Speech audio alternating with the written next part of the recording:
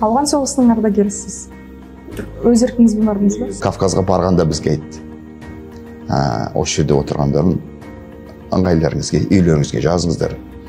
Біз сіздерді Ауғанстанға дайындаймыз деді. Шымкенттің баласы келіп біз дейді, қазір брейк данс деген би шықты деп.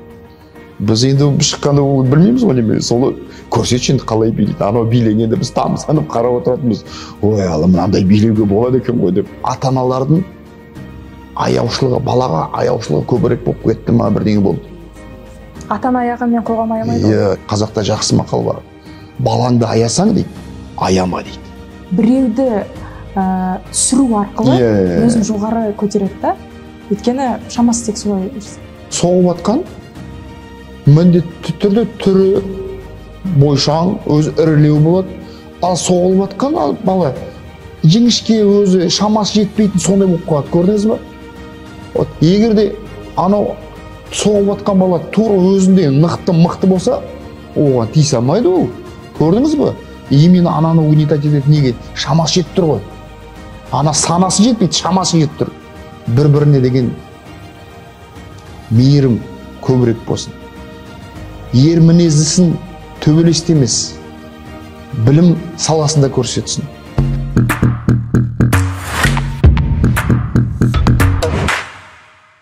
Ауған соғысының ардагерісіз. Өз еркіңізбен бардыңыз ба? Негізі мен қазіргі Жетісу облысы бойынша Ауған соғысы ардагерлерінің ұйымдарының төрағасымын. Бала күнімізді мектеп табалдырығын бітіргеннен кейін жаңағы ол кезде дасаф деген нәрсе бар. Сол арқылы неге оқуға жібереді. 3 айлық шопырдың оқуын оқыдық, право алдық. Содан негізі военкомат повестка берген. 15 ноябрь күні кетесіңдер деп. Содан 14 күні кешке қарай шешемнің туған күні. Соны дастарханда отырғанбыз. Кешке қарай біреулер сықырады, далаға шықсам, жаңағы бізде сол военкоматтың атынан бір ауылда ол кезде сельский совет қой, Советский Союзда. Соның бір кісі тұр. Ертең армияға кететін болдым деп. Менің туған күнім 16-сы. Мен айтамын, мен бір күнім бар ғой әлі. Мен әлі 18-ге де келмедім. Жоқ, осындай срочный отправка, сондықтан да кететін болдым деп. Содан 15 күні аскерге аттандық. 16 күні туған күнімді Үштөбеде осы жаңағы сол жинақты пункт бар. Сол жерге жиналып, сол жерде туған күнді өткіздім 18 күнді. Содан кейін Алматыға барып, Алматыдан бәрімізді бөліп Батуми қаласына жіберді, Кавказға. Сол Кавказда 3 ай дайындық өттік. Сол Кавказға барғанда бізге айтты. Осы жерде отырғандарын ыңғайларыңызға, үйлеріңізге жазыңыздар. Біз сіздерді Ауғанстанға дайындаймыз деді. Оның алдында бізде ауылымызға цинковый болып келген.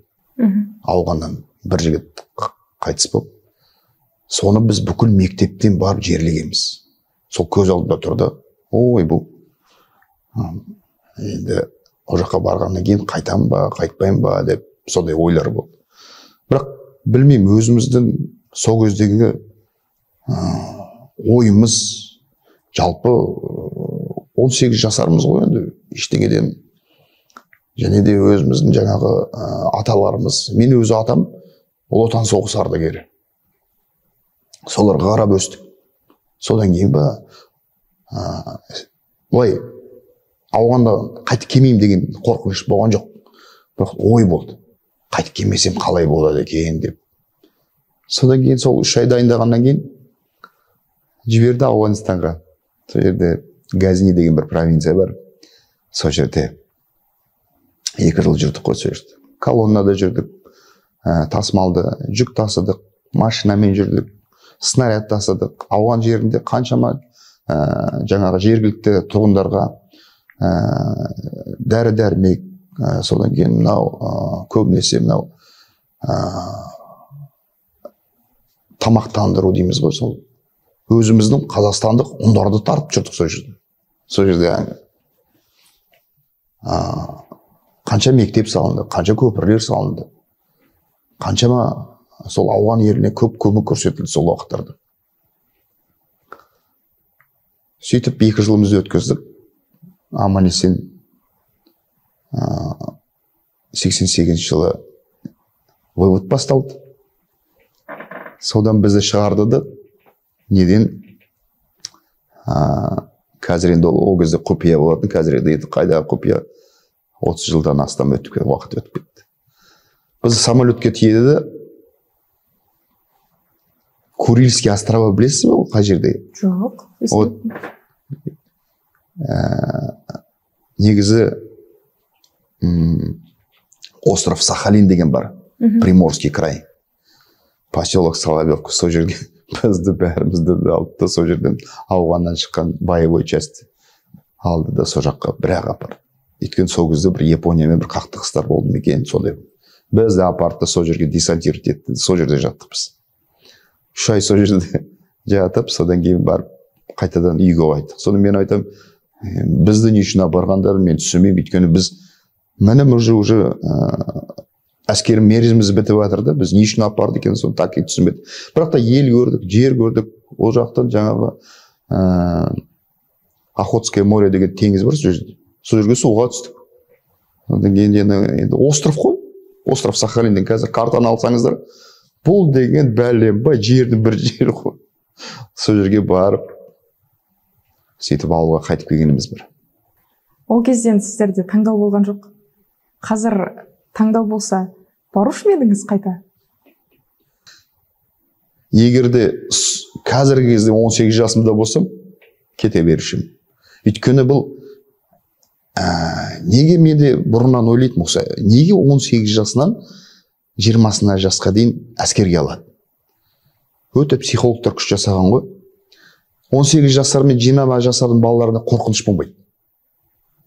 Қорқыныш сезбейді. Көрдіңіздер ме? Сол кезде осы мерзімді алған ғой әскерге. 22, 23, 25 жасындағы бала бармайды да. Қорқыныш пайда болады. Ал 18 жасында сенде ондай қорқыныш болмайды. Оны өзімнен өткіздік. Қаншама колоннаға кеттік, қанша оқтар ысқырып атты, қанша мен жүрдік қой. Енді 9-я рота деген кино көріп атсыңдар ғой, сол жерде көрсетеді ғой. Колоннаны кәдімгідей тұрып, неше түрлі гранатометтермен атып, колоннаны жағып атады, балалар қанша қаза болды. Соның бәрі көз алдымызда ғой. Өткіздік қой соның бәрі. Сол кезде жүрген кезде болашаққа деген сондай үміт болды ма? Сол кездегі Қайратқа оралатын болсақ. Барлығы жақсы болады деп. Ана көбінесе класстастар хат жазады ғой. Содан кейін сұраймыз ғой. Не болып жатыр өз? Елімізде қалай болып жатыр? Ауылымызда қалай болып жатыр деп. Сол кезде енді бізді сол кішкене ана рухты көтеру үшін жазып қояды. Ой, келсеңдер болды, ауылда осындай өзгеріс болып жатыр, жақсы болып жатыр деп. Сол енді анжақта жүрсек те жаңа сағыныш, өте қатты сағыныш болды. Ауылымды көрсем екен деп. Өйткені әлі 18-ге дейін келіп, жалпы өмірдің қызығын көрмей қалдық та біз. Содан кейін әрине ойлайсыз ғой, ауылға келгеннен кейін кәдімгідей өмірдің қызығына батам, нағыз. Енді ол кезде ер жетесіз ғой, 20 жаста келгеннен кейін бітті ғой. Сондай болашаққа көп үміт болды әрине. Бірақ та ана өзің жатқанда бір 6 ай сайын жаңадан призыв келеді. Сол кезде қазақтың балалары келсе, шақырып алып, айтып берші, не болып жатыр? Елі қалай болып жатыр? Не өзгеріс болып жатыр? Содан кейін жаңағы келеді, айтып береді. Бір Шымкенттің баласы келді, би дейді, қазір брейк данс деген би шықты деп. Біз енді шыққанда ол білмейміз ғой неме, солы көрсетші енді қалай билейді. Анау билегенде біз тамсанып қарап отыратынбыз. Ой, алла, мынандай билеуге болады екен ғой деп. Білесіз ба, брейк данс деген қандай би екен? Робот сияқты қозғалады ғой, тура сондай болатын ғой. Анау көрсеткенде біз аң-таңбыз ғой, анау. Осындай билеп жатырмыз екен, я осылай билейді деп, ой, алла деп. Қазір енді сіздер ол кезде қызықтың барлығын көздеріңізбен көріп, қазір барлығы әлеуметтік желіде. Қазір көбісі бәрі компьютер, бәрі телефон, WhatsApp, Facebook, Instagram, неше түрлі бізде деген бір хатты алу үшін кемінде 1 ай кетеді. 1 айға дейін жүресің. Не болып жатыр, қалай болып жатыр деп. Сол деген біз ана операция кеткенде, боевой выходқа кетеміз ғой, сол кезде хатты бір 5-6 хат жазып қоясың. Ана сол жерде қалатын дежурныйға неге айтып қоясың. Мынаны 7 сайын жібер деп.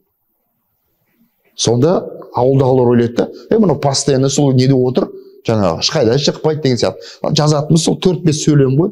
Бәрі жақсы, аман есен, біз денсаулығымыз жақсы. Осындай да деп, андамы да нені. Өйткені фото жіберуге рұқсат болмайтын бізде. Жаңағы әсіресе мына боевой техникамен түсуге тыйым салынады. Абылай сөйтіп жаңағы содан кейін 2-3 ай жүресің жаңағы тауға, неге ары бері жүресің. Сол кезде келсең, мынандай хат жатады ғой. Соларды сорттайсың. Класстастардан бөлек, үйден бөлек, жаңағы достардан бөлек. Содан ақырын оқып, бір күні, бір түн таңға дейін сол хат оқумен шығатынбыз. Сіздердің әңгімелеріңізді естіп отырсақ, ер жігіттердің нағыз мінезін байқаймыз, иә? Қазір жігіттер ұсақталып бара жатқан сияқты қоғамда. Жалпы жігіттер ұсақталып барғанда осы қоғамның, жалпы қоғамның мәселесі ғой. Қоғам ұсақталып барады. Ол жаңағы жалпы жігіттерге де жабуға болмайды. Бір сөзбен, біздің жастарымыз деп айтуға болмайды. Жалпы қоғам өзгеріп кетті. Біздің кезімізде армияға бармау деген мысалы өте ұят нәрсе болды. Неге? Өйткені сен біртүрлі бір кемтар сияқты боласың.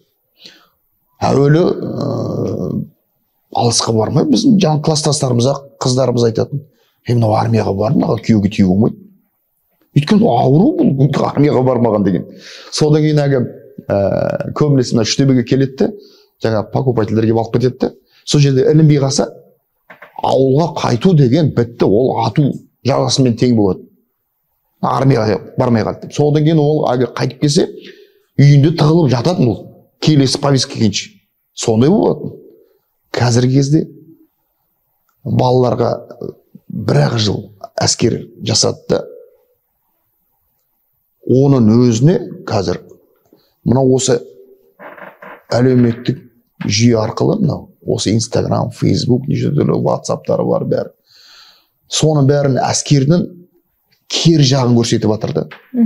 Ал негізі әскер қатарына барған азамат, ол ана үйіндегі және де қазіргі кездегі қоғамның осы ішіндегі болып жатқан нәрселерден кетіп қап, бөлек жер, казарма дейді, төсектері бөлек, режим, таңертең тұрады, зарядкасы бар, жүгіруі бар, қару-жарақты оқтауы бар, атуы бар, техникаға қарауы бар, строевой плацта жүруі бар. Соны бәрін басқаша көреді, содан кейін бар ойлайды, 1 жылда не істеймін мен, маған сол қажет па деп ойлайды. Қазақтан жақсы мақал бар ғой, 1 жылға қоян терісі де шыдайды деп. Соның өзіне шыдай алмайтын балалар бар. Неге? Жалпы ол қоғамның проблемасы. Өйткені қазіргі ата-аналардың аяушылығы, балаға аяушылығы көбірек болып кетті ма, бірдеңе болды. Ата-ана аяғанмен қоғам аямайды. Өйткені білмеймін, біздің кезіміздегі ата-анамыз, енді біз әскерге кетіп барамыз. Біздің кезіміздегі балаларды қуана шығарып салатын ата-аналар кәдімгідей. Неге? Олар біледі, барғаннан келгеннен кейін ол ер азамат болып келеді. Ер мінез болып келеді. Қазіргі кезде мен мысалы өз ұлымды мектептің табалдырығынан 9-шы класстан алдым да, Бауыржан Момышұлы деген военный училище бар, соған жібердім. Ол 3 жыл сол жерде оқыды. Бітіргеннен кейін әскерге барасың ба дедім, офицер боласың ба? Жоқ, болмаймын деді. Ары қарай әскери болмаймын. Хорошо дедім. 1 жыл жұмыс істегеннен кейін алдына әскер қатарына жібердім. Барып 1 жыл әскерін өтіп келді. Қазір отырған жерде айтады, әке сізге көп рахмет. Сол жерде мен біріншіден Бауыржан кішкентай бала ғой, қараса 9-шы класс бітірген бала не болды? Сол Бауыржан училищесіне барғаннан кейін мен жалпы осы балалармен жүріп, ер балалар қалай өз-өзін ұстау керек екенін үйрендім деді. Әскерге барғаннан кейін маған 2 есе жеңіл болды дейді. Өйткені бұл талай әскердің нәрсесі көріп қалған ғой. Барғаннан кейін бұл сразу командир отделение жасаған, замка взвод жасаған. Сол сразу бұл әмбеде бұл бүкіл әскери жаңадан әскерге барған баламен екеуінің айырмашылығы өте көпті. Офицерлерге жақсы да ондай балалар, дайын болып келген балалар. Строевой подготовка бәрі соған жүктеп қояды, сені өткіз деп. Өйткені олардың бәрі өткізеді. 3 жылдың ішінде талай етіктің табанын толтырып төкті. Сол сияқты ер мінезділерді, ер адамдарды жасынан тәрбиелеу керек. Қазақта жақсы мақал бар. Балаңды аясаң дейді, аяма дейді. Көрдіңіз ба? Қазақта айтқан. Неге? Балаңды аяған сайын ол одан екеу болмайды. Баланы тәрбиелеу керек. Ер жүректі қып тәрбиелеу керек.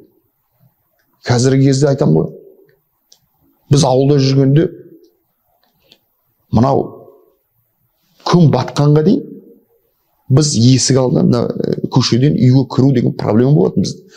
Кәдімгідей ағайлап тұрып қуып кіретін. Өйткені біздің ойымыз спорт болатын. Одан қыстай тай мінеміз бәріміз. Әлі класстастарымыз бәрі бір тай мініп алған. Көше ат мініп, тай мініп жарысатынбыз. Қазіргі кезде ауылда ондай өзгеріп кетті ғой. Ауылдың көзқарасы өзгеріп кетті. Енді жалпы қалай айтуға болады? Салт дәстүрлеріміз, ата-бабаларымыздан қалыптасқан біздің өзімізге берілген заттарымызды біз ары қарай дамытамай өсіре алмай жатырмыз ба?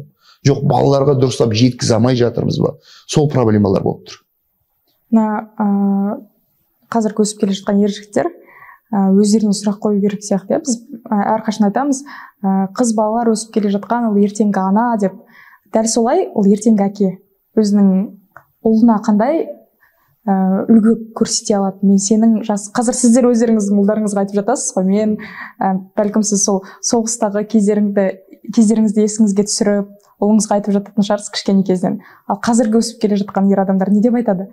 Сенің кезінде мен Инстаграмда отырғам, немесе тикток түсіріп жүргем, әлде ішіп қуып жүргем деген ер азамат ертең баласына қандай үлгі бере алады, иә? Сондай сұрақ алаңдатады. Рас, дұрыс айтасыз. Бір оның, егер ол сол әскерге барып келсе де, сол жердегі қызықты еске түсіретін нәрселердің барлығын өзінің болашақ ұлына айтып отыруы мүмкін. Ал ондайды көрмеген ер азамат сонда үйде компьютер ойнап отырдым деп айтады ма? Осындай сұрақтар. Сол ғой. Мен айтам ғой, қоғам өзгеріп барады жалпы. Жалпы адамның көзқарасы өзгеріп барады. Мынау елге, жерге, патриотизм деп ылғи жан-жақтан айтып жатамыз. Жастарымыз патриоттық рухта болу керек, не болу керек. Бірақ араларында бар, енді біз мектептерге көп барамыз ғой. Мектептерге көп барамыз, көп сөйлесеміз балалармен. Жалпы көзқарастарына қарасаң, бізді кездесуге шақырады. Алдыңғы қатарлы отырған балалар біртүрлі тыңдағандай болады. Мына уже 2-3 рядтар өз телефонын шұқылап отырады. Сенің елім, жерім деп атқаныңды тыңдап атқан адамдар аз. Соны бүйтіп барқап қарап отырамыз. Бір-екеуі алса да жақсы ғой деп отырасыз ғой. Мен ойлаймын, сол осы аудитория жиналған бір 20 бала отырып, соның 5-еуіне құлағына сол дұрыстап сіңсе, біз үшін ол жеңіс деп ойлаймыз. Өйткені олар ары қарай уже араларында әңгіме болады, сөйлеп кетеді, мүмкін сол алып кетеді. Бағана ұлыңызды 9-шы сыныптан кейін Бауыржан Момышұлы атындағы мектепке бердім деп айттыңыз, иә? Мен ойлаймын, осы біздің қоғамға қыздар мен ер балалардың мектебі бөлек болса, сол дұрыс сияқты. Өйткені білім инновациялық мектепті алсақ, ол жақта ер балалар ғана оқиды. Ер балалар ғана оқиды, және оларды дәл солай тәрбиелеп шығарады. Ер бала оқитын мектепте көбіне ер адамдар сабақ береді, былай қарасаңыз.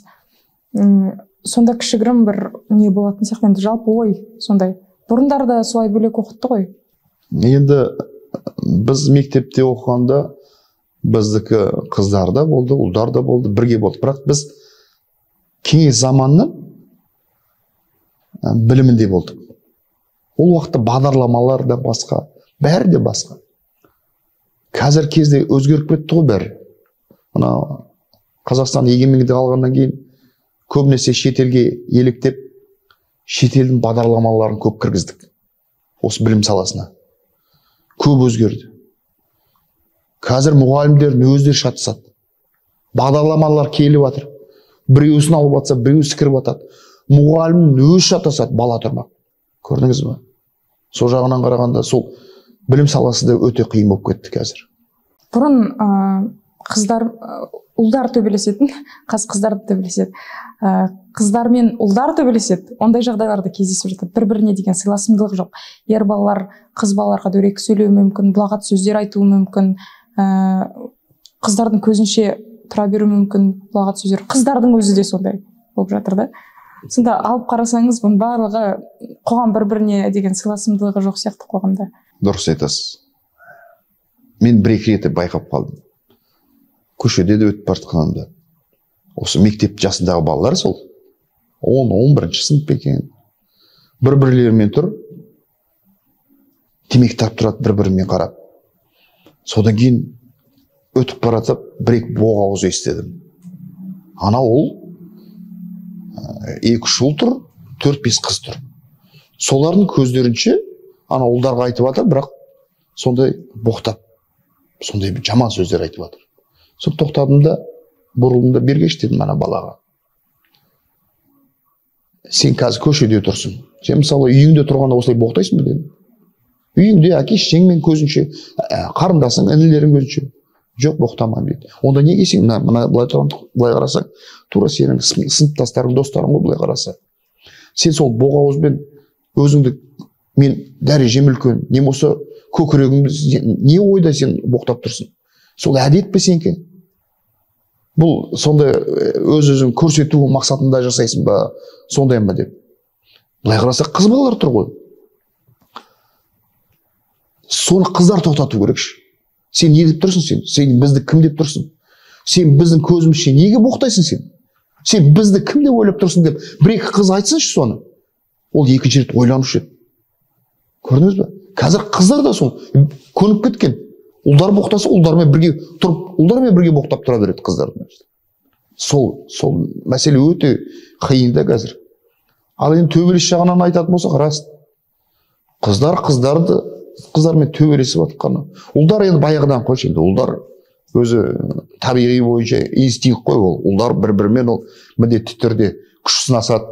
Жаңағы бір-бірімен төбелесіп жатады. Ал енді қазіргі кезде қыздар төбелесіп жатқан деген өте ұят нәрсе. Рас. Біз кім тәрбиелейміз? Ертең болашағымыз осы жастарда деп айтамыз. Ертең болашағымыз мынадай болып жатса, сұмдық қой. Содан кейін біздің ана ата-бабаларымыз, батырларымыз о дүниеден келеді ғой, мынаға шыдамай. Не істеп жатсыңдар, жастарым?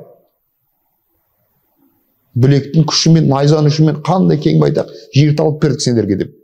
Мынау сұмдық қой. Бір-бірлерің далдалысып жатсыңдар. Қоғамда көреді ғой. Сол әлеуметтік желіге кірсек те, өздерінің ата-аналары болуы мүмкін, ата-аналар мен жасты адамдардың барлығы дәл солай негативті мәліметтер жазып жатады, бұлағат сөздер жазып жатады бір-біріне. Соны көріп, күліп отырады. Соны көрген бала не істейді мысалы? Ол бәрібір тікелей тәрбиеге байланысты ғой. Үлгі көрсететін үлкен адамдар болмаса, жастар қайдан түзеледі? Бұны білесіз бе? Бұл жерде әкелік тәрбие бір бөлек, шешелік тәрбие бір бөлек деп есептеймін. Қазіргі кезде қоғамда өте көп нәрселер бұл ажырасу мәселелері. Бізде өте көп мәселе бір бала болғаннан кейін бір-бірлерін түсінбей қалады да, оның ата-аналары ішіме сыйған нәрсе сыртыма да сияды деп шешелері қайтып келген қызды кіргізіп алады. Біздің қазақ кезінде қыздарын қайтартпайды. Күйеуге тидің ба, сол жерін жаңағы адамысың сен. деп сөйтіп болады. Енді әрине өте бір қиындау жағдай ғана болмаса, қазіргі қиын жағдай болсын, болмасын, сөзге тіресіп қалса болды ғой. Ажырасам дейді, ажырасып кетеді. Үлкендерге құлақ салмайды. Мысалы, енді былай қараса, өткенде ғана бір жігіт айтып еді. Мына құрсақтағы жүрген бала сыртқа шығуға тырысады. 9 ай өтеді, сыртқа шықпағанда қайтеді, бөтті өсті. Ал сол ішіме сыйған бала сыртыма да сыяды деп, қалай ол ана айтып айтады? Ол ересек бала, қалай ол ішіне сыйдырып алады? Сыртыма сыяды деп айтпайды. Ол өте дұрыс емес көзқарас. Балалар тәрбиелеу керек, жақсылап тәрбиелеу. Отбасы болғаннан кейін шыдамдылық болу керек. Бір-біріне мейірім, сыйластық болу керек. Ертең балаға, бала туғаннан кейін оған жауапкершілік болу керек. Ол бала ертең әкесі өссе қалай болады? Әкелік тәрбие көрмегеннен кейін қалай болады? Сол көзқарасты өзгертуіміз керек. Біздің Қазақстанда егерде былай процент санасақ, 60-70% ажырасқандар қазір. Бұл деген масқара нәрсе емес. Қазақстанда егемендікті алғанымызда 16 миллионға жетер 70 азамат болдық. Қазіргі қаншама жыл өттік. Әлі адам саны бізге көп өзгерген жоқ. Неге? Осындай жағдайлардан ажырас көп болып жатыр, семьялық жағдайлар көп болып жатыр.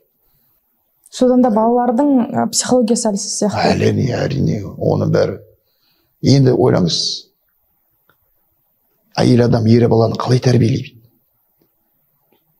Тәрбиелей алмайды. Ол ер адамның жанында әкелік тәрбие деген бөлек нәрсе. Ол тек қана махаббатын бере алады, әйел адам, бірақ тәрбие әкелген. Шешесі махаббатын бере алады, но ер мінезді болып, ері тәрбиелей алмайды оны, көрдің бе?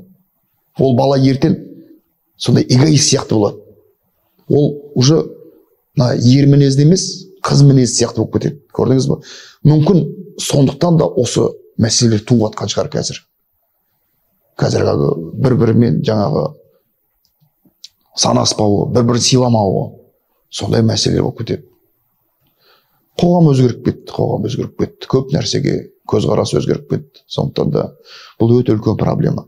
Және отбасылық жағдайда әкесі анасын сыйласа, онда бала оны көріп, қыз балаларды да сыйлай алады.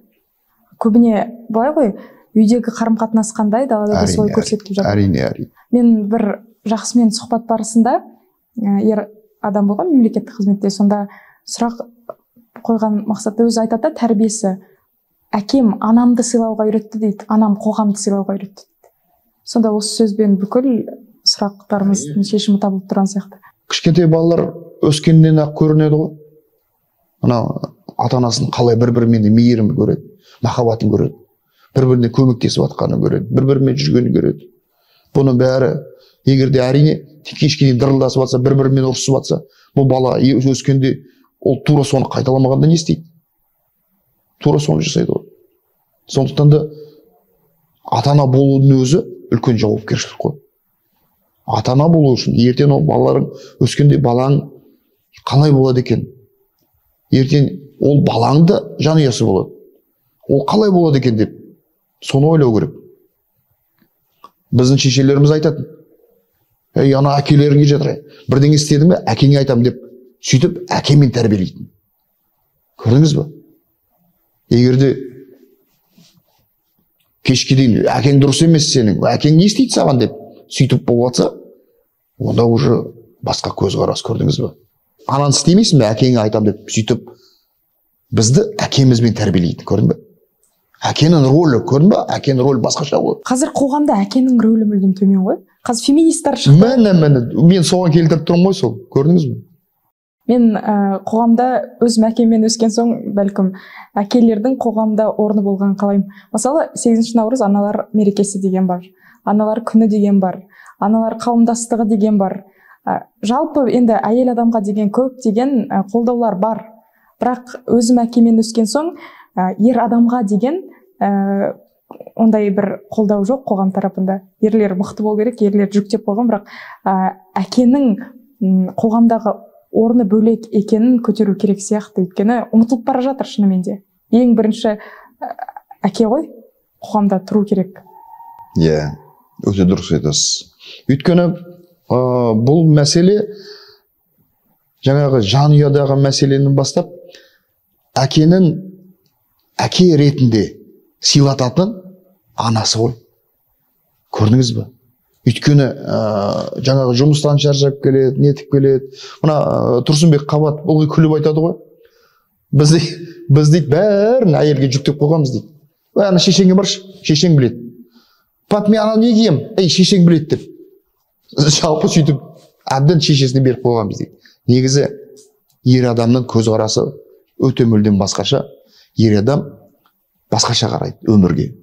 Өмірге көзқарасы басқа болады. Әйел адамның көзқарасы басқа болады. Өйткені психологияда сол ғой. Ер адамның психологиясы басқа, әйел адамның психологиясы басқа. Ал енді бала тәрбиелеу процесінде ер адамның 80% арту керек. Көбірек болу керек те. Ер балаға. Қыз баланы шешесі тәрбиелейді. Өйткені ер мінезді сондай азаматты тек осы өзі әкесі сияқты, мен әкем сияқты болам деп сондай ұмтылу керек. Көрдіңіз бе? Ол үшін ол әкеде үлгілі болу керек. Әрине. Әкеде үлгі бол. Қазір отбасына шында да мынау көбінесе жұмыссыздық, әкелер жұмыс таппай, үйде отырып қалады. Не болса істесе, бір жерде істесе, қоғамға кіре алмайды, дұрыстап бір жұмысын істей алмайды. Көрдіңіз бе? Әйел адамдар базарға барады, неде барады, әйтеуір сауда саттықпен айналысады. Әйел адам төзімді болып келеді ғой. Төзімді болады, және де 40 жамылар бекер айтпайды ғой. Кезіндегі егемендікті енді алдық қой. Егемендік ең алған, басында алғанда 80% әйелдер үйде отырғандар бәрі көшеге шығып кетті ғой. Сауда саттық түгел. Әйтеуір бірдеңені алады да бірдеңені сатады, үйтеді, бүйтеді. Ер адамдар сол кезде қалып қалды. Артынан ілесе алмай қалды бұл қоғамға. Өйткені ер мінезді адам ол білет, жұмысқа барам, жұмыстан келем. Сол уақыттарда жұмыссыздық көп болды ғой. Біраз адамдар сол қоғамға игере алмай қалды да өз-өздерін. Содан өзгеріп кетті. Ал енді қазіргі кезде тәуба. Жұмыс деймін десең, жұмыс деген жеткілікті. Бірақ сол өзіне жарасымды жоқ, өзін жақсы көретін жұмыстар аз болғандықтан ба, әлі де жұмыссыздық проблемалар бар бізде. Мынау ана дейміз ғой. Ол өте ақылды әйел, ешқашан көрсетпейді өзінің ақылдығын. Олар бала арқылы тәрбиелейді, әке арқылы тәрбиелейді. Бірдеңе қылып, қисынын келтіреді, соны жасап жүреді. Но ол ешқашан әйел, ақылды әйел, дөрекі сөйлеп, не баласына әкесінің көзінше дөрекі сөйлемеу керек. Не баласының көзіне әкесіне дөрекі сөйлемеу керек, ақылды әйел. Сонда бала тәрбиеленеді. Көрдіңіз ба? Бұл қазір қоғамда көп қой, неше түрлі теледидардан көріп жатырмыз. Әйел зат еркекке дөрекі сөйлейді. Одан кейін ол өсіп өскен бала қалай болады ертең? Расында ғой. Ол үйінен көріп өскен ғой. Әрине, үйінен көріп өседі ғой. Одан кейін барып ертең мектепке барады. Көрдіңіз ба? Мектепте де мұғалімдер дөрекі болса, әйел адамдар, оны өсіп келе жатқан қыз балаларды көріп сондай дәл солай дөрекі болуы мүмкін ғой. Өйткені тәрбиені енді тәрбие үш жақтан беріледі ғой балаға. Анасынан, ата-анасынан, досынан және ұстазынан. Егер сондай истерично барлығы сөйтіп ұрысып, қырылысып жүрген жер болса, онда оқушылар да соны қайталайды ғой. Мектеп тәрбиесіне келетін болсақ, шын мәнісінде. Иә, ол жалпы енді жастарымыз, біз көп мектепке барамыз. Көп кездесулер болады. Қазір мына бастапқы әскери дайындық ұстаздары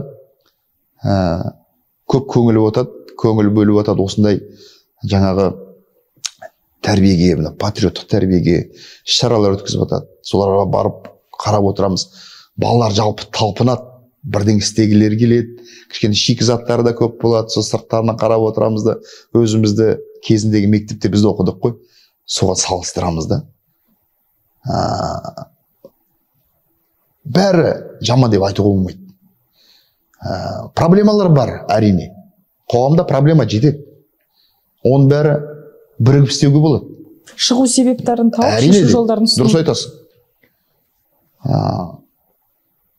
Мына үлкендей, кішідей сыйлауды біздің дәстүріміз де солай. Біз үлкенге үлкен қалаймыз. Кішіні кішідей сыйлаймыз. Бұны біз әдет құрып, біздің қазағымызға берілген зат. Өзі генетически келген нәрсе да.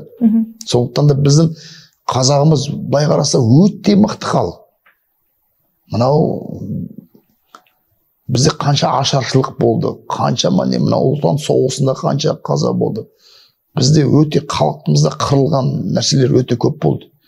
Әлі де міне біртен қазір бір 10-15 миллионға бардық па, бармадық па әйтеуір. Бірден қазақ өсіп келе жатыр. Сондықтан да бәрі бірдей жаман деп айтуға да болмайды бір жағынан. Қазір бірлесіп осы мәселе, егер де бір мәселе туындады ма, соны шешу жолдарын іздеу керек қазір. Бірігіп, қоғам болсын, мұғалімдер болсын, ұстаздар болсын, ардагерлер болсын, барлығы бірігіп, осы мәселе туындап жатыр. Не істейміз? Пікірлеріңізді айтыңыздар. Шешу жолдарын іздейік деп, егер де бізде жамандаудан басқа түк білмейді ғой. Халық тек қана жаман. Қоғам болып айтып жатсақ, ертеңгі сол балалар жинап, соларға жақсы мысалы ретінде келтіріп отырсақ, Бауыржан атаң айтқан, отан үшін жансаң, отқа түссең жанбайсың деп айтқан. Көрдіңіз сөз мағынасын қарасаңыз. Отаның үшін дейді, отқа түссең жанбайсың сен деп айтады. Өйткені отан үшін бір бөлек, қоғам үшін бір бөлек деген нәрсе болмайды. Жалпы Қазақстанымыз бір еліміз ғой, бір мемлекетпіз. Сондықтан да шешу жолдарын іздеу керек. Расында да мынау кезінде ақсақалдар алқасы болатын. Қазір кейбір жерге барсаң, үлкен кісілер бата бере алмайды. Көрдіңіз бе? Міне қоғам өзгерді деген осы оған не нәрсе. Үлкен кісілер бата бере алмайды деп жатуыңыздың өзі, біз айтамыз, егер адам 60-70-тен жоғары болып жатса, қария, ақсақал деп айтып жатамыз да. Әрине. Және оны мудрый қазақшалайды. Мудрый қып көреміз, иә? Данышпан болып. Данышпан қып көреміз. Бірақ біз білмейміз ғой, жас кезінен, енді бата білмей жатса, жас кезінен бастап бәлкім ол адам ондай болмаған шығар. Жас ерекшелігіне қарай данышпан деп қояды ғой, енді қария болған соң, бірақ қария деген қанша жыл бойы өзіне тәжірибе жинап айтатын сөз. Қазір 20 жастағы баланың өзі данышпан болуы мүмкін ғой? Мүмкін.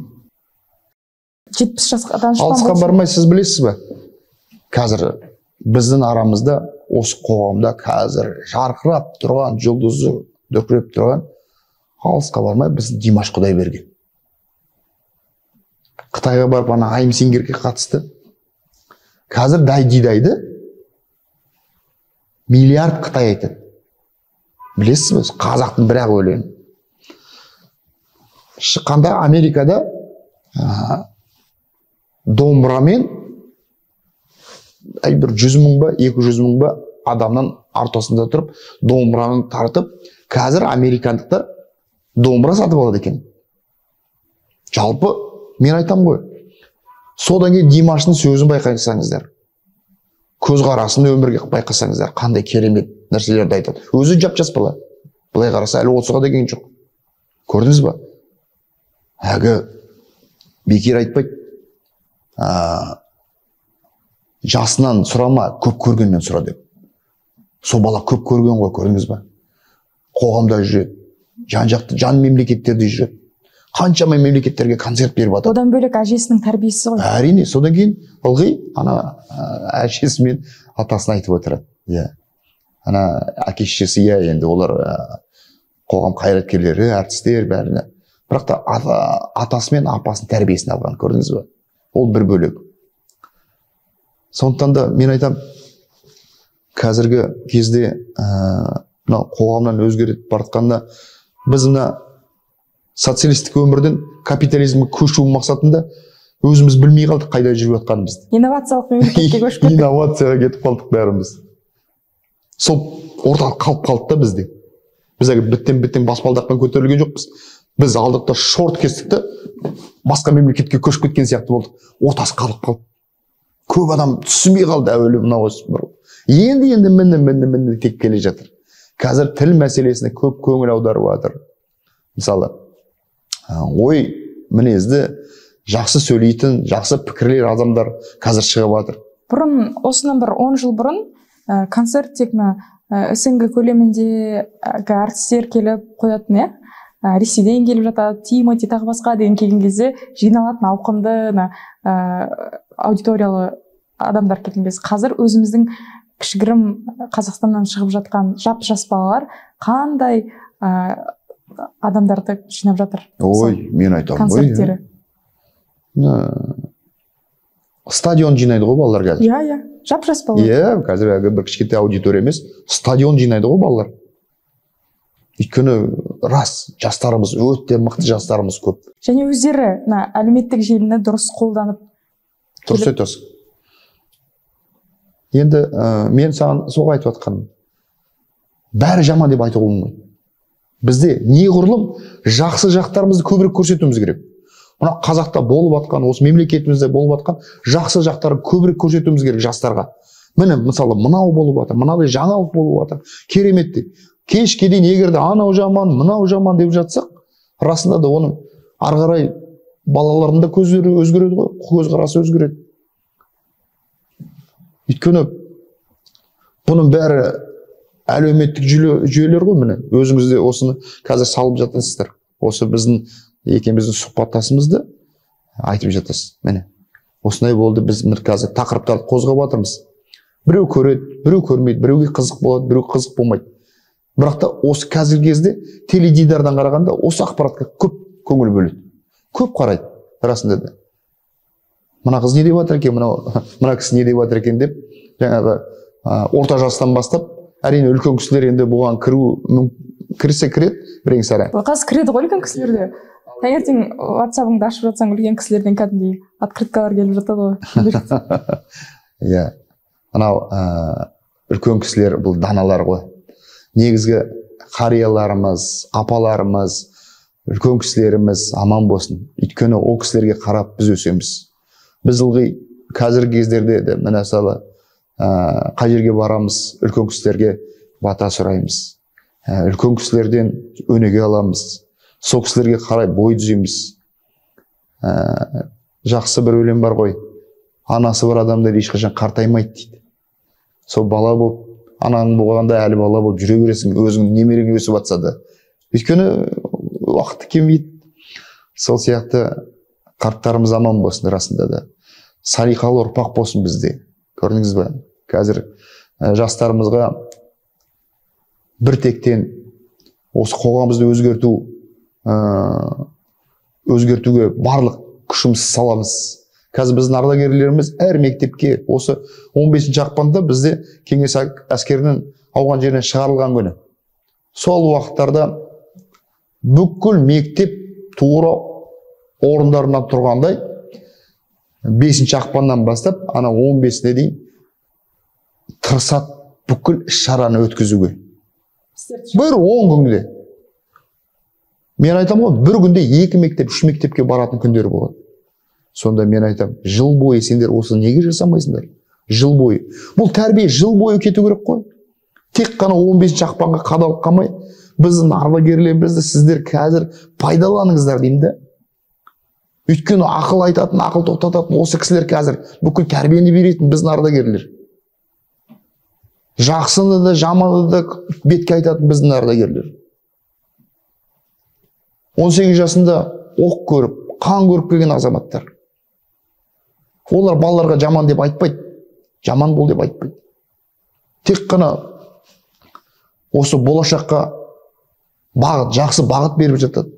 Сол мен айтамын, жыл бойы осы программа бойынша жаңағы білім, мен айтамын ғой қазір мына қалалық білім басқармасы, облыстық білім басқармасы, олар кәдімгідей жоспарлап қою керек қой. Әрине қазір не көп, ардагер көп, мүмкін сондықтан шығар. Бірақ та мен айтамын, ерлік сабақтарын жасаңдар. Ардагер көп болғанның өзінде де ішінде дәл осы соғыс ардагерлері жыл өткен сайын саны азайып келе жатыр ғой. Көпті көргеннен сұра деп бекер айтпайды ғой. Отан соғыс ардагерлері бітті ғой қазір. Иә. Қазір ол кісілер ең жасын өзі 97-98. Бар болғанның өзінде де шыға алмайды ғой. Шыға алмайды, сөйлей алмайды. Мен сол айтып жатқаным, біздің қазіргі кезде ауған соғысы ардагерлерін пайдаланып қалу керек қоғам. Неге? Бағана айтып жатырмын ғой, көпті көргеннен сұра деп. Балаға үйретуге болмайды ғой, былай өзіңді ұста, былай жүр деп. Ал егер де сол сіздер сияқты адамдар келіп өздерінің әңгімелерін айтып отырса, өздерінің құлақтарына түйіп алады. Сол. Өйткені үлгі ретінде көрсетіп жатырсыздар да. Ал егер сіз жай ғана барып ол жерге тыныш жүр, төбелеспе, темекі тартпа, ішпе деп айтсаңыз, ол сіз жай ғана айтып жатырсыз да, ал оның последствиясын қалай болды? Мүмкін сіз пример ретінде бір досыңызды келтіріп, оның қалай өзгергенін соны келтіріп жатсаңыз, бәлкім сол кезде бала ол жерден өзіне бір нәрсе түйіп алар. Әрине. Сол мен айтып отырмын, барған кезде көресің, енді басында отырғандар кәдімгідей бір өздеріне бір жақсы тыңдап отырады. Әсіресе мынау оқиғаларды сұрайды. Ауғанда не істедіңіз, қалай жүрдіңіз? 18-дегі баламыз ғой, былай қарасай. Сол кездегі енді бар ойыңда қалғаныңды айтасың. Сол ауған жердігілікті кісілермен қалай қарым-қатынаста болдыңыздар дейді. Сонда неше түрлі сұрақ қояды. Оларға қызық қой енді. Қазір енді көрсетіп отыр ғой, жақында осы американ әскерлері, біз совет кеңес заманының әскері шыққаннан кейін, қазір американ әскерлері Ауғанстанда жүр. Оның алдында біздің алдымызда ағылшындар жүрді, француздар жүрді. Ол Ауғанстан көрмеген нәрсені көріп отыр. Бірақ та сол жердегі бір халықтың мықтылығы ешкімге берілмейді ғой. Сол алып сол мемлекет тұрады. Мен айтам, әр мемлекеттің өзінің бір жақсы жағы болады, өйткені ол отанына деген сүйіспеншілігі болады. Мысалы, алысқа бармай, қазірде дүние жүзінде қаншама соғыстар болып жатыр. Көрдіңіз бе? Соған қарағанда мен ойлаймын, біздің жастарымыз бәріне дайын болу керек. Қазіргі кезде әскерге бармаймын, ананы бармаймын, мынаны бармаймын дейді. Бірақ өткенде мектептердің арасынан, қыздардың арасынан атыстан жарыс болды. Мылтық атудан. Ойбай, Әселек, сен көрсек қыздар қалай атады, біздің қыздар. Мен жағамды ұстадым ғой. Керемет ататын қыздар бар. Оның үшін ұлдар жарыстары болды өткенде жақында. Осы ұлдар әскери осындай бір патриоттық ойындар арқылы үлкен жарыстар болып жатады. Жас ұлан деген жарыстар бар, командирдің жарыстары бар. Бәріне осы біздің бастапқы әскери дайындық мұғалімдері, балалар дайындап апарады, араларында сондай жастарымызды көресің, риза боласың кәдімгідей. Енді жаңағы шикізаттар болып жатады арасында. Оған қоғам болып, бәріміз болып салысуымыз керек. Патриотизм жайлы айтып жатырсыз ғой. Жалпы сол ұғымды қарапайым тілде қалай түсіну керек адам? Енді патриот деп айғайлай береміз ғой кешке дейін. Патриот деген еліңді сүй, жеріңді сүй дейді. Ең бастапқы сөйтіп айтады, ал өзін сүюден басталмай ма патриотизм деген? Негізі патриот, мен мектепке барғанда да айтам, патриот деп айғайлай бермеңдер. Мысалы, үлкен қарт кетіп бара ма, көшеден өте алмай тұр. Кәдімгі өзің барып, қолынан ұстап көшеден өткізіп жіберген. Міне патриот дейді. Или кетіп баратасың, бір пакет мусор жатыр. Мусорка ар жағында 10 метр жерде. Алда көтеріп тастай сал. Міне патриот деген сол. Ол керек жоқ, бір керемет бір шоқпарды алып, бір жаққа жүгіру. Патриот деген ол емес. Патриот жалпы осы арамыздағы патриотизм деген сол. Бір-біріне сүйіспеншілік, бір-біріне махаббат, бір-біріне мейірім деген патриот деген сол. Бір-бірімен ана жерде ерегесіп атса, ортасына кіріп кетіп, тоқтаңдар, керек жоқ. ертең бір-бірлеріңмен дос болып кетесіңдер, бір-бірлеріңе беттеріңе қалай қарайсыңдар деп. Сол патриот деген сол. Ал патриот емес, бүйтіп телефонға түсіріп, ол ары қарай жібере саған. Ол патриотизмға жатпайды. Көрдіңіз бе? Қазір сол көзқарас, қоғамның көзқарасы, мына балалардың көзқарасы сондай болып кетті ғой. Мысалы, оны түсіріп алып, желіге жіберсе, ол үшін сол патриотизм сияқты болып тұрады. Ал егер де сол төбелесіп жатқанда барып арасына араша түсіп жатса, міне, көрдіңіз бе, көзқарасы солай болады. Ол арасына түсіп жатса, 2-3 адам келіп ажыратып жатса, уже ары қарай жалғасы таппайды ғой бұл, көрдіңіз бе? Вот, біз солай балаларды сөйтіп тәрбиелеуіміз керек. Бір-біріне мейірімді, жанашыр тәрбиелеуіміз керек. Шет мемлекеттердің неше түрлі киноларды көріп алады деп ойлайды, адам өлтіру оңай деп. Оңай емес адам өлтіру. Пышақтап жатады, бір-бірін атып жатады қазір. Бір-бірін соғып жатады. Сондай қатыгездік қайдан пайда болды? Ол ата-ана үйретпейді оған. Сен былай істе, ананы соқ, қан аққанша тепкіле. Оны үйретпейді ғой. Ол араларында мына топтасып жүреді, сол араларынан шығады, көрдіңіз бе? Іштерінен лидерлары, мысалы, обязательно бір топтарының лидерлары болады. Солар мейірімді болып, тоқтату болса, ондай нәрселер қоса алмайды. А лидерлар, наоборот, лидерский качествосын сөйтіп көрсетеді да. Міне мен, мысалы, мынаны істей аламын. Барады, таспен алады, бір терезені сындырады. Не болса бірдеңені алады, жаңағы жұлып алады. Кетіп баратқан кішкентай бала болса, оның бірдеңе түртпек дейді. Шамасы кеп тұрған үлкендерге тиісіп қояды, көрдіңіз бе? Вот, сол. Негізі агрессордың бойында сол қасиеттердің болуы, ол өзіне деген сенімсіздіктен, өзіне деген махаббаттың жоғынан, және де өзін сыйламаудан, барлығы содан басталады ғой. Өйткені өзін сыйлайтын адам, өзін жақсы көретін адам еш уақытта ондай әрекеттерге бармайды ғой. Тек біреуді түсіру арқылы өзін жоғары көтереді да. Өйткені шамасы тек солай, өзінің эгосын тек солай ғана көрсете алады да. Ол рас. Бұл мәселені былай ғой. Неліктен жаңағы төбелестің жаңа қарап атсаң, жаңағы соғып атқан міндетті түрде түрі бойшаң, өзі ірілеу болады. Ал соғылып атқан бала жіңішке, өзі шамасы жетпейтін сондай болып қалады, көрдіңіз бе?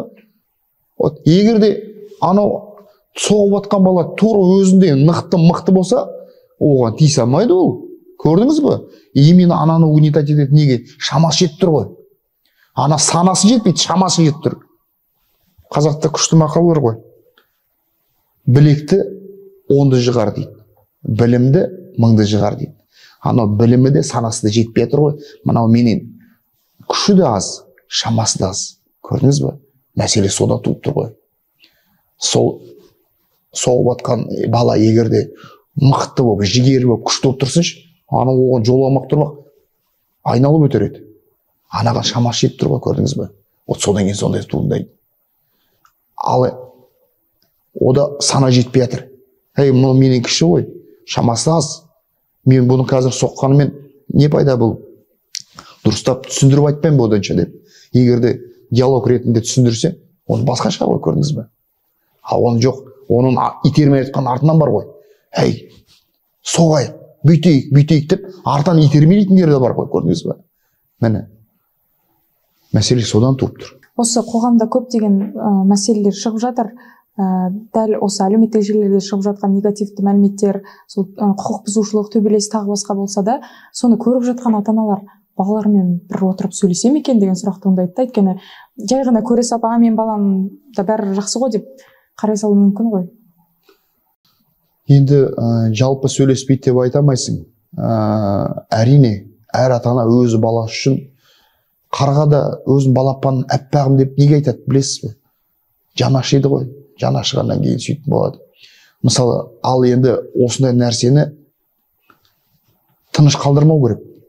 Бұны ыңғай келсе, осыған кәдімгі тәрбие сағаттарын өткізіп тұрып, ананы көрсету керек кәдімгі. Мысалы, мынау не деп? сонда қоғам болып міне біз жетіп жатқан жетістігіміз осы ма?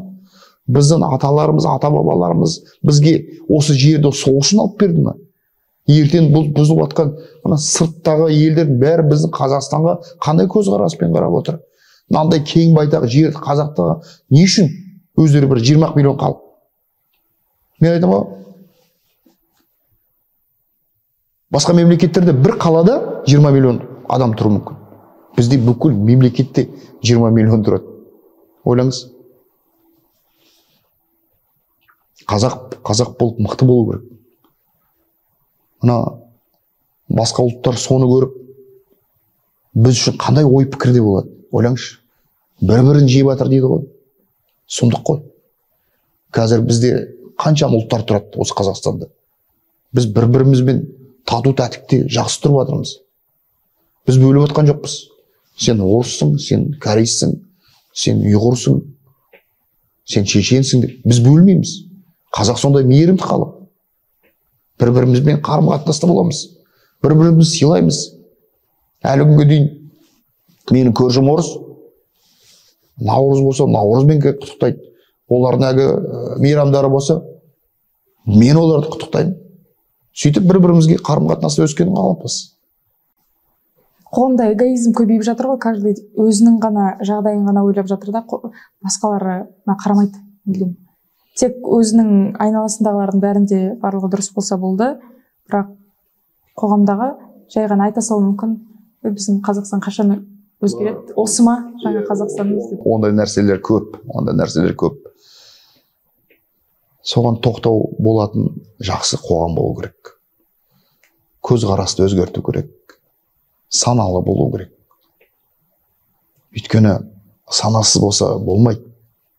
Қазіргі кезде осы мәселені көтеріп жатқан көп нелер бар, қоғамдар бар. Көп қоғамдар.